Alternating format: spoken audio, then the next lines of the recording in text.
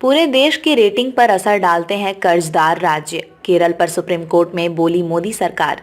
राज्यों के लिए ऋण लेने की सीमा निर्धारित करने के मुद्दे पर केंद्र सरकार ने उच्चतम न्यायालय को बताया कि राज्यों द्वारा अनियंत्रित उधार लेने से समूचे देश की क्रेडिट रेटिंग और वित्तीय स्थिति प्रभावित होगी। कर्ज सीमा तय करने के खिलाफ केरल की याचिका पर दाखिल जवाब में केंद्र ने ये भी कहा कि राज्य की राजकोषीय स्थिति में कई खामियां पाई गई हैं।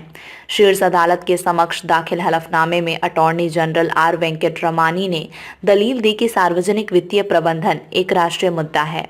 वेंकटरमानी ने कहा कि अगर राज्य और उत्पादक व्यय या खराब लक्षित सब्सिडी के वित्त पोषण के लिए अनियंत्रित तरीके से उधार लेते हैं तो ये निजी उधार को बाजार से बाहर कर देगा। हलफनामे में बताया गया राज्यों की ऋण देश की क्रेडिट रेटिंग को प्रभावित करती है।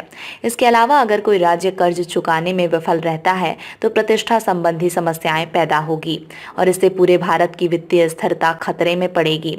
अटॉर्नी जनरल ने कहा कि अनियंत्रित ऋण से निजी उद्योगों की ऋण लागत बढ़ जाएगी और इससे बाजार में वस्तुओं व सेवाओं के उत्पादन और आपूर्ति पर प्रतिकूल प्रभाव पड़ेगा। हलफनामे के मुताबिक अधिक ऋण लेने के परिणाम स्वरूप राज्य की ऋण भुगतान देनदारियों में वृद्धि होगी और विकास कार्यों के लिए धन की उपलब्धता कम हो जाएगी, जिससे लोगों का विकास बाधित होगा और राज्य की आय को हानि पहुंचेगी। इससे राष्ट्रीय आय की भी हानि होगी। विभिन्न सामाजिक और अन्य समस्याएं भी पैदा हो सकती हैं।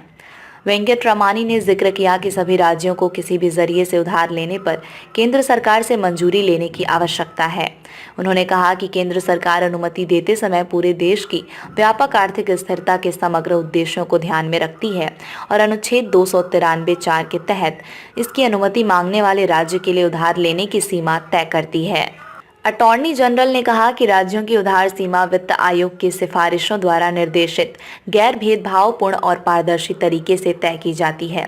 शीर्ष अदालत ने केरल सरकार की एक याचिका पर केंद्र से 2 सप्ताह में जवाब देने को कहा था, जिस पर अटॉर्नी जनरल ने सरकार का पक्ष रखा।